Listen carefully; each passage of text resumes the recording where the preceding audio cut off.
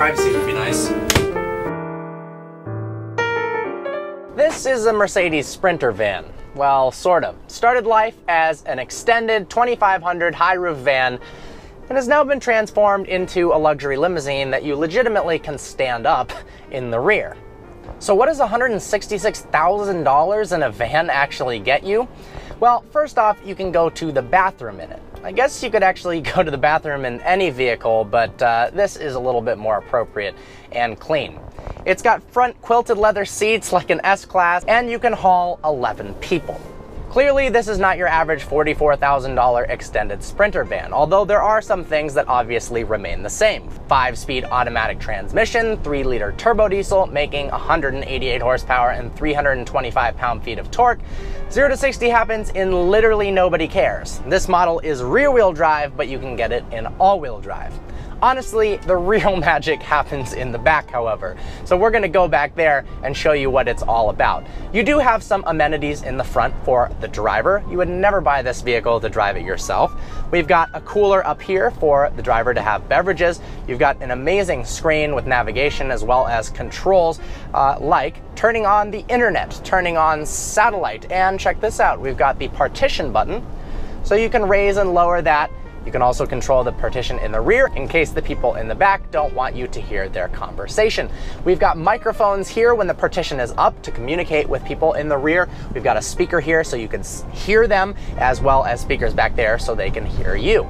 Surprisingly, it's not actually that difficult to drive. It's obviously a massive vehicle. The mirrors are enormous and you have no rear visibility whatsoever. It's got a nice backup camera, and honestly, it's not all that intimidating to drive. Because of the gross vehicle weight rating, you can drive this with a normal driver's license. Well, it's rear wheel drive, so skirt, skirt. Nope, nothing, nothing.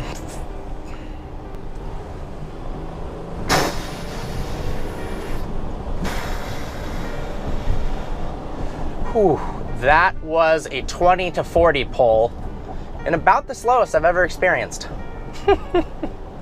The real magic is obviously in the interior. Midwest Automotive Designs decked out the interior of this van to a level beyond anyone's comprehension. This setup here costs about $90,000 for the renovation, and that is on top of the normal Sprinter van price. The total, $166,000.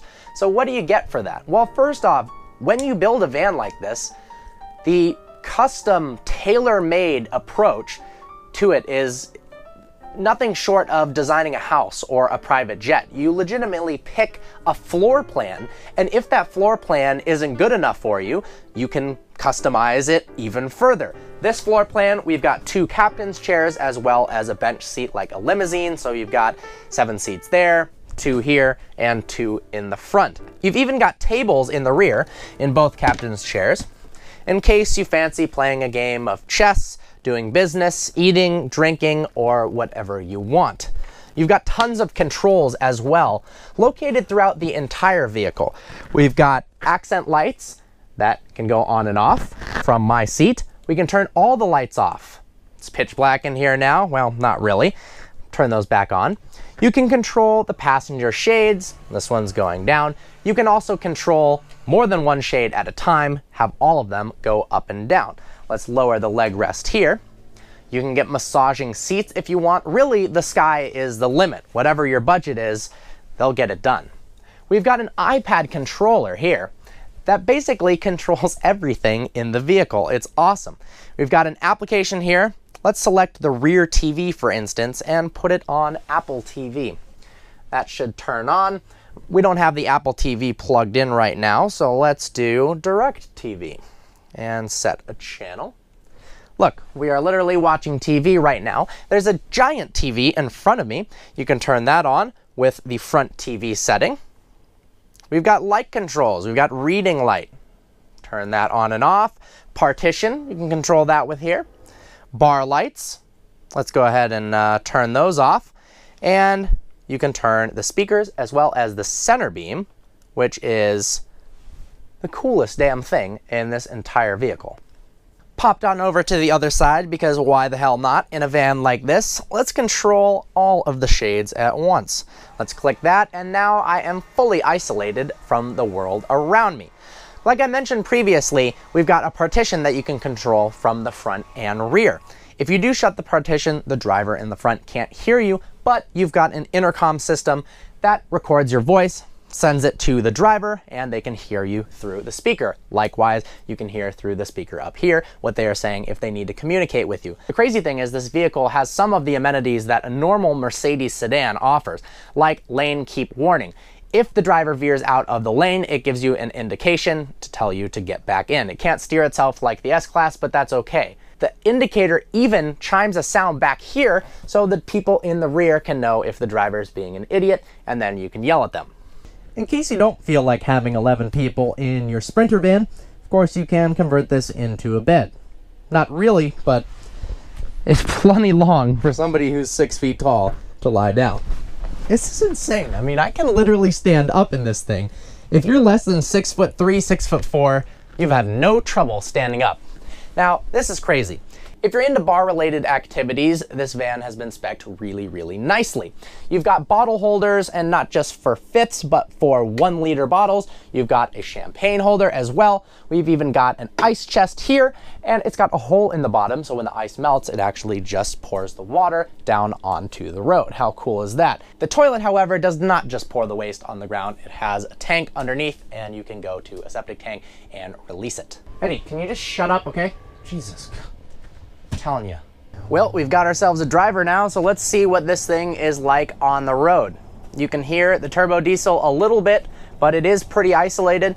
Compared to something like a Maybach or a Rolls-Royce, there's definitely a lot more squeaking and rattling. I mean, this is a bus, and you're adding all this stuff into it, so to get everything perfect is a lot more difficult.